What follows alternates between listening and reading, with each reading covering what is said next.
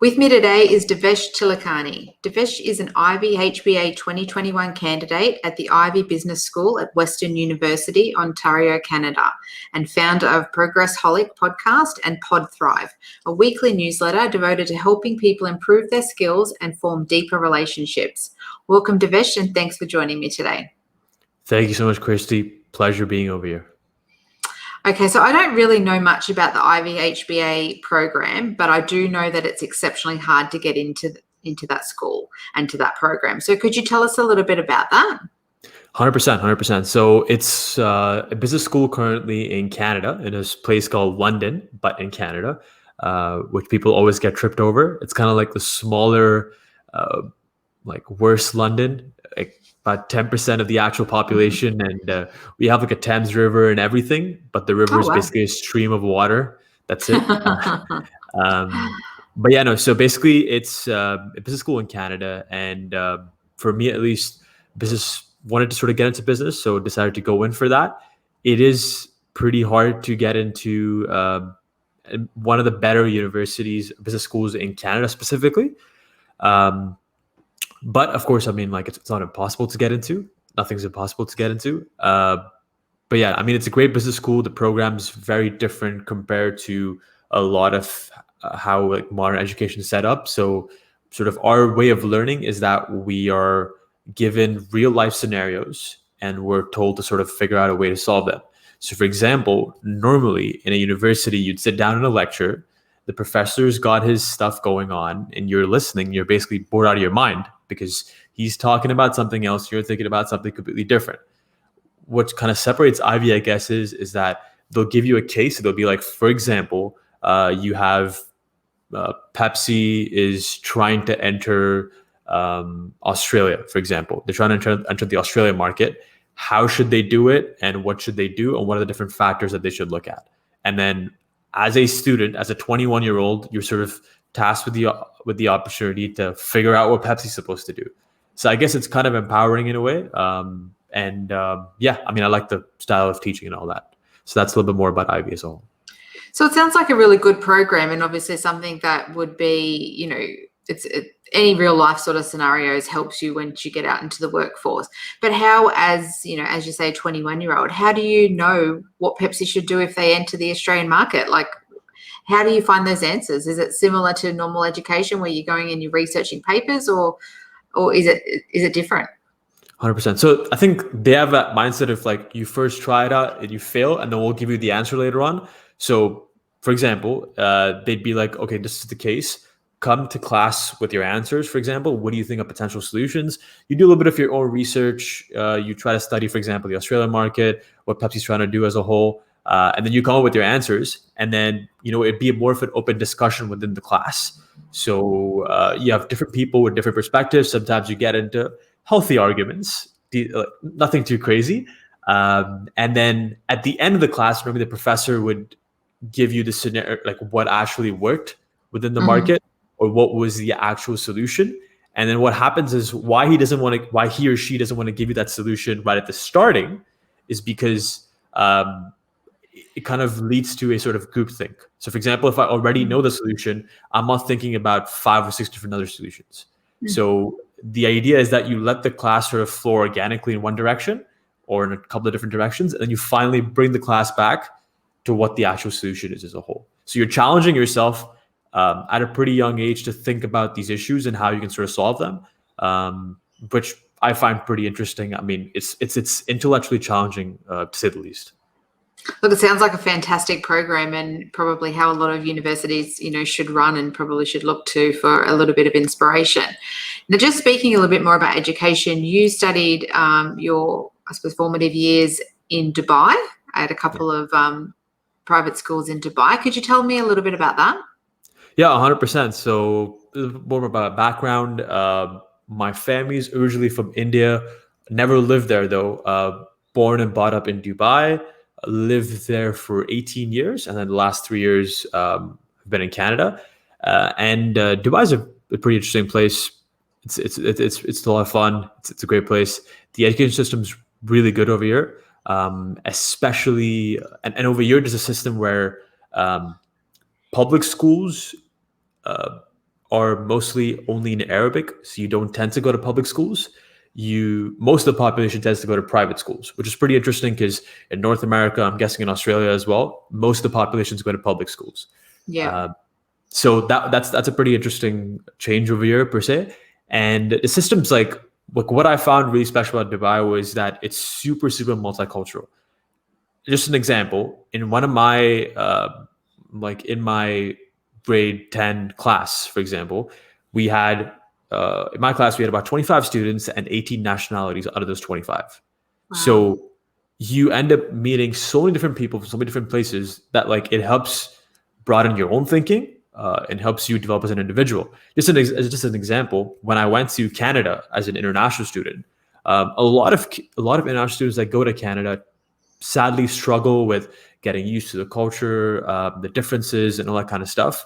For me, it was like fitting a hand into a glove. Like there was no issues at all because I'd already been exposed to so many different cultures in Dubai that when I went to Canada, it wasn't that big of a deal. It's just that, yeah, I'm kind of in another Dubai over here, because there's so many different, Canada's pretty multicultural as well. So that's sort of how, I guess, private school in Dubai really helped me out and set me up for when I decided to go to university in Canada.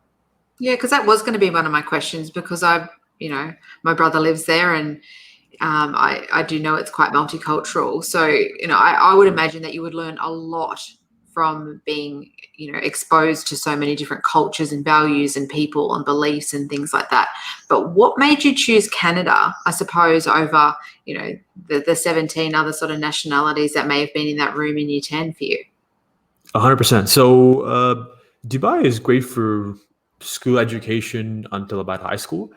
When it comes to universities, it is good, but it isn't as developed because in the end, the city is only 15 to 20 years old. I mean, it's developed in the last 15 to 20 years. So the university education still needs to catch up a bit, but still it's great, but it still would need to catch up a bit. Plus, I wanted to maybe try out a new country, a new place for university. And I had a couple of options in front of me. One of them was the UK, the other was the US, and then Canada. Canada turned out to be, I guess, the best option financially as well, because university is expensive, especially as an international student when you're paying international tuition. Mm-hmm. And long term, I thought that Canada might be a better place for me to maybe potentially settle down in the future. And now that I've been there for 3 years, it's been the best 3 years of my life. Not discounting Dubai. Dubai has been great as well. But I'd say when I look back at it, probably the best decision I could have made for myself at that moment. So I think a big factor was financially, and also like other factors just kind of like aligned with it. And I was like, hey, let's go for it. Worst case scenario, it doesn't turn out too well, and I just come back home, I guess, Absolutely. Worst case scenario, you just go home to mum. Basically, yeah. And I actually like my parents, so it's not too bad, That's good. That's always a help, isn't it? Exactly. Now, I wanted to ask you, what are your plans when you graduate? Have you decided on a career path yet, or are you still trying to find your way? I'd say it's a bit of both. So for me, it's been interesting because being in university and being a student entrepreneur, started a couple of things. It's been interesting. Like there's been that sort of push and pull from, do you start off by working with a company, like as an employee, or do you start off with your own thing? And I think that's been something that I've been sort of dealing with and trying to figure out. I think another thing that's been interesting to figure out is like what kind of roles do I want to get into? What kind of companies do I want to get into? So for me, one thing is that it's really important for me to sort of see a tangible impact being created from the work that I do. And is it contributing to pushing the earth into a better direction per se?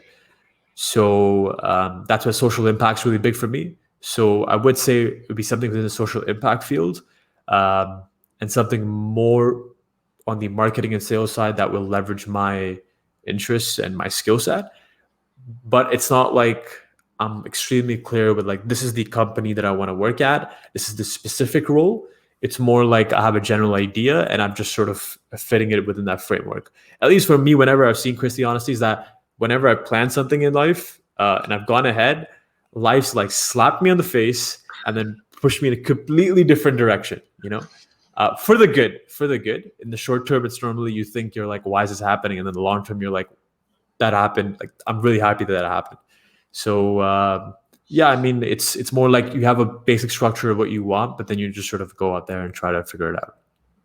So you've done quite a few short stints with employers, both in Dubai and Canada. So is that what you're trying to do? Sort of put the feelers out, understand sort of what different businesses do, what different roles you can do within those sort of companies, and then understand if you like that and want to pursue it? 100%. So firm believer in that you don't really know how something feels like until you actually try it.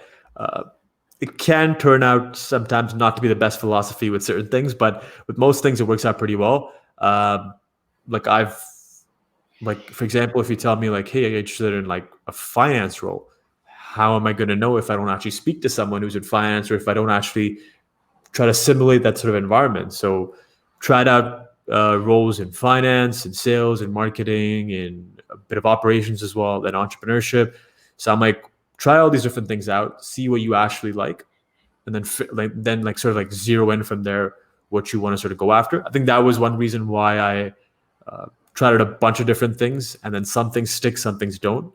So yeah, and like the best thing is that you had that varied experience that you can pull through. So for example, if you go into sales, but you've done a little bit of finance as well, there's like cross-sectional skills that can also like help out as well. So how do you stay personally motivated to achieve the goals that you've set yourself? Interesting. So I think over a year it would be, I think for me, it would be that it starts when you're actually setting up those goals. So are those goals aligned with your overall vision and where you sort of want to see yourself go?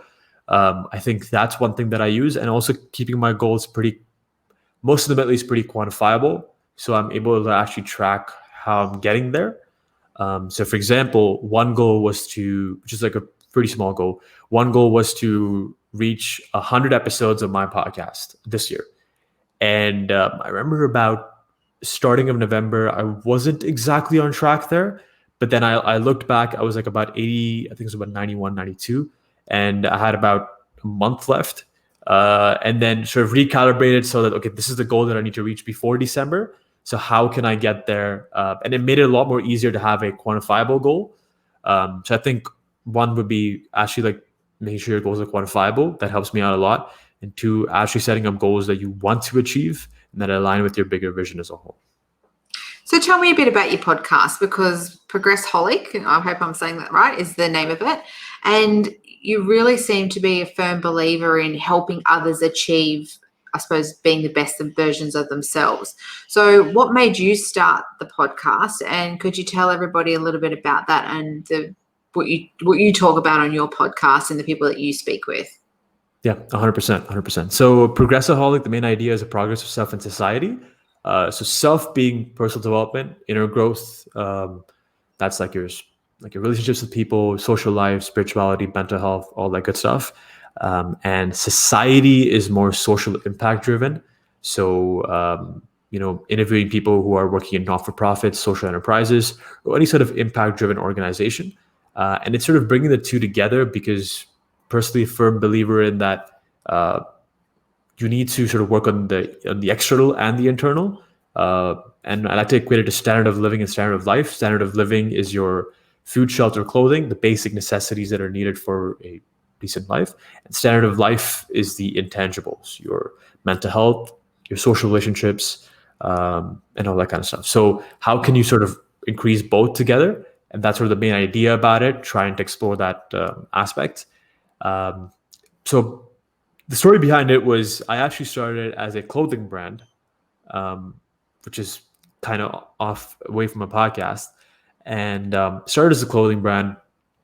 Then that was going okay, and then decided to start a podcast as kind of like a side thing with it. The clothing brand tanked; it was horrible, and the podcast took off. And then I was like, okay, so the podcast is taking off.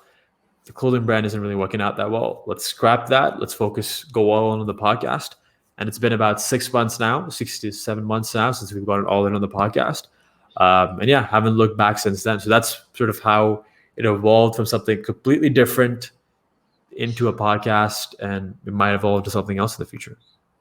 So how did you deal with the fact that I suppose the clothing part of it tanked? Do you think it was set off a little bit by the fact that the podcast was thriving, or were you still really disappointed that that part of it just didn't happen for you?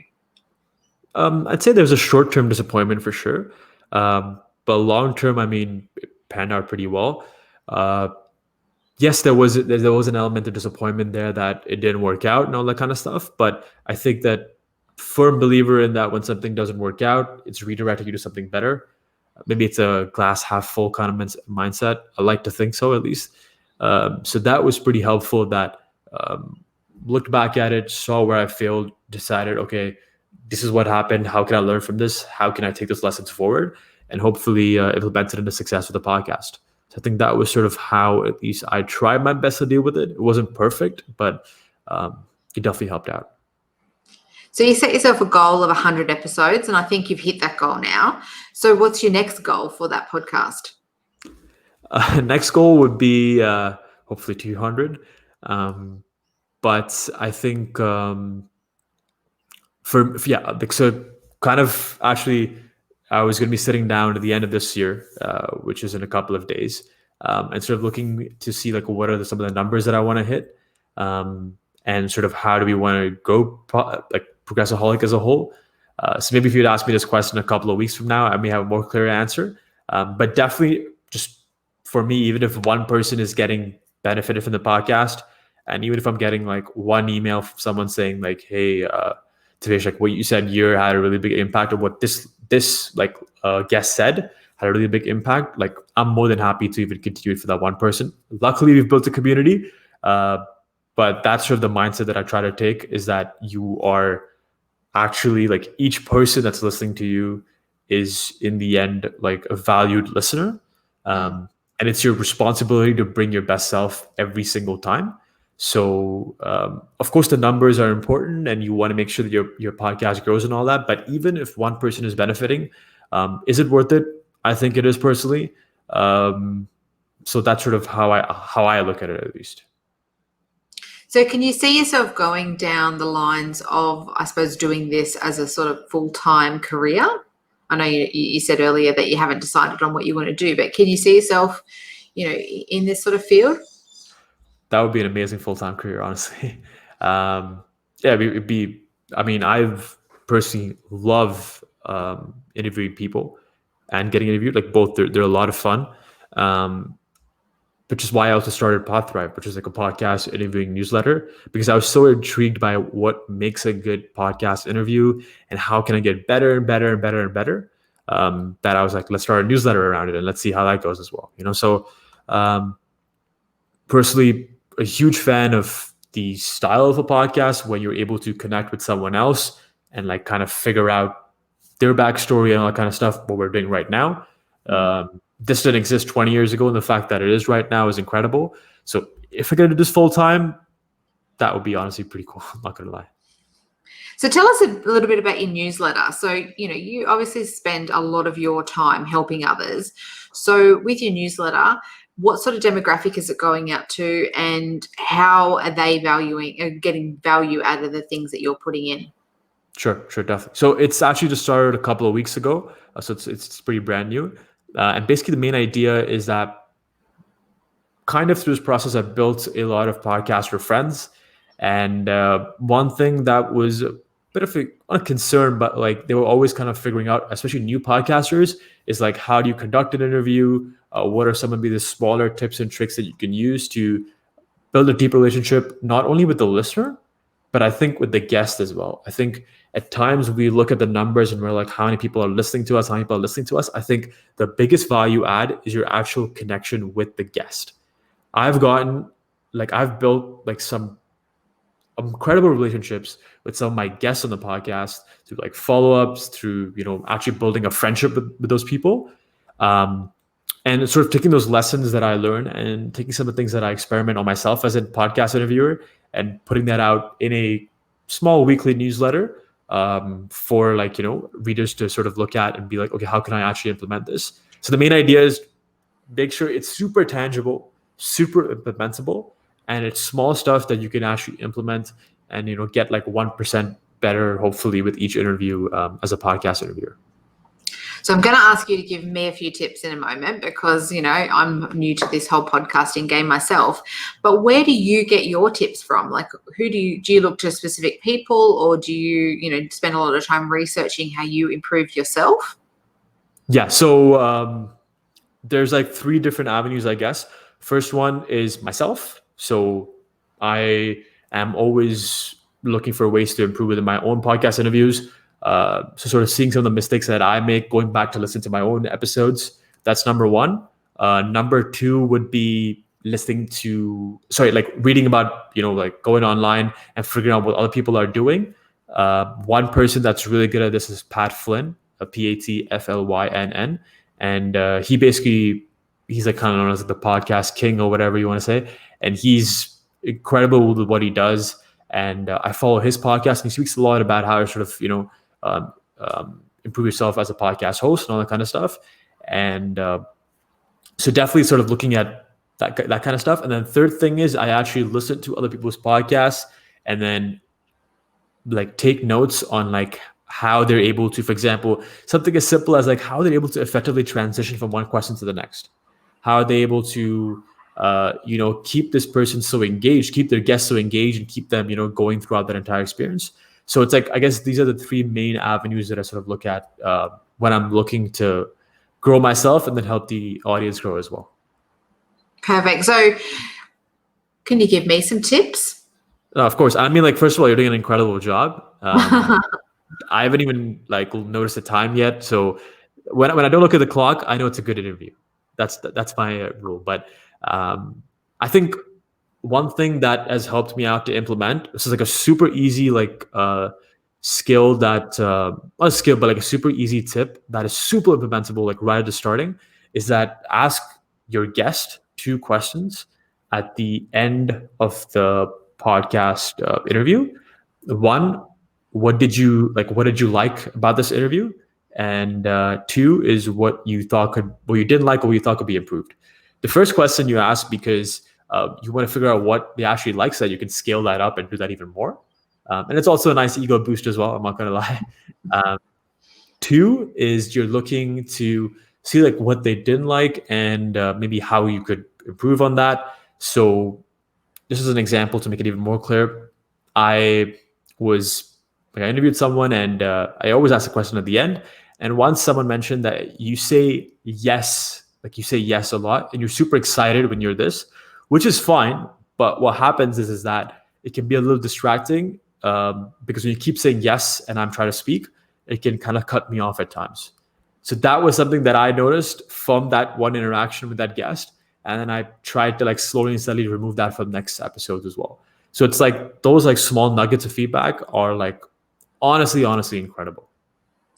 I really love that because in the workplace, obviously you get feedback, whether it be from your managers or, 360 reviews where it goes to, the people that report to you and the people, your colleagues and the management that you report to.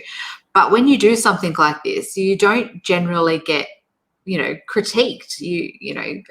Sure, the listeners might listen or they might not listen, but you don't know whether that's because you're doing a bad job or because, there's a million podcasts out there. So I love that. And I think that it helps you grow as a person. And I think personally, just doing this podcast myself as just a little bit of a side hustle, after work is really helpful in my day-to-day interactions as well. So I really love that. And I love the fact that you're actively seeking feedback because a lot of people don't do that. They don't want to sort of know. So that's awesome. Yeah, 100%. I wanted to ask you, just sort of going back to Dubai and Canada, I wanted to ask you a little bit about the different cultures that you've found and where you see yourself ending up. Because obviously you spent a lot of your youth, in Dubai. Do you see a connection there, or do you sort of see yourself now as a bit of a globalist, somebody that, will just go off and, spread their wings? Because I do find people that study abroad or go abroad at a younger age, they tend to never sort of really go home. So what do you think about that? So, yeah, I've had this conversation with a couple of people and it's always gone back to the fact that maybe it sounds a little like apocalyptic or something, but it's like change is the only constant. So I, of course, would like to stay in a certain place, but I'm also realistic about the fact that I don't know what's going to happen tomorrow. So for me to say 20, 30 years from now where I'm going to be settled and all that kind of stuff is pretty impractical. At the same time, of course, I personally, if I had to decide, it would probably be Canada to maybe settle down full time. Really love the place and the people and everything. And of course, Dubai is a special place in my heart. But if I had to move somewhere permanently for now, with the limited experiences that I have in 21 years, it would be Canada. At the same time, I'm very cognizant of the fact that I don't know where I'm going to be tomorrow. And if COVID's taught us anything, it's the fact that you really don't know what's going to happen tomorrow itself. So, of course, have your plans for the future, which is it's great to plan, but sort of take it one step at a time. So, for all you know, I might be sitting in, I don't know, like Russia, in like northern Russia, and I might be like happy over there in like 20 years from now. So, don't know where life's going to head ahead for years. So, I don't like to plan it too much.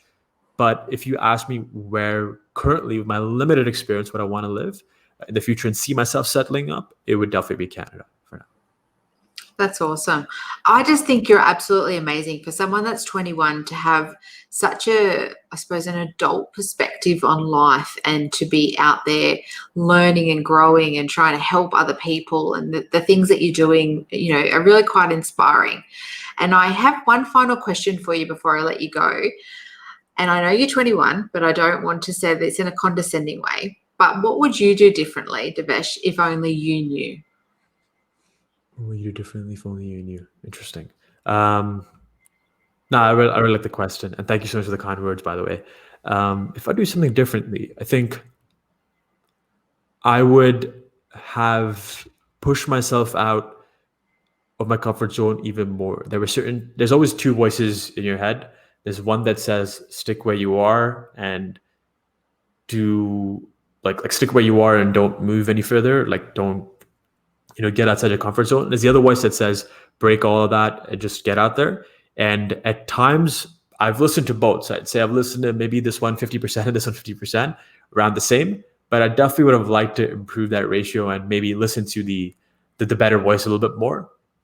But it's a work in progress.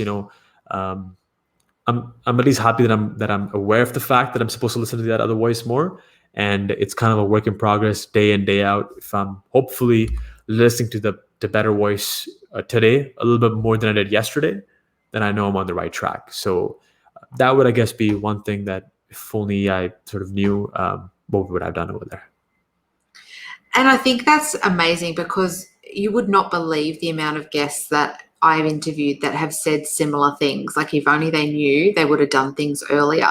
And I think you're really lucky because you have youth on your side, and also you have the access to so many amazing people, through your own podcast and through other podcasts who can give those insights and, sort of take away that fear, I suppose, of listening to that voice that's saying, take the plunge, take the leap, just go for it. So I'm really looking forward to seeing how your career progresses and, how your podcast goes. And I'm definitely subscribing to that newsletter as well.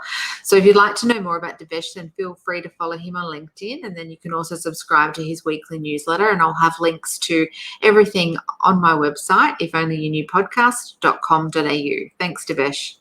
Thank you so much. Thank you so much, Christy. Really appreciate it.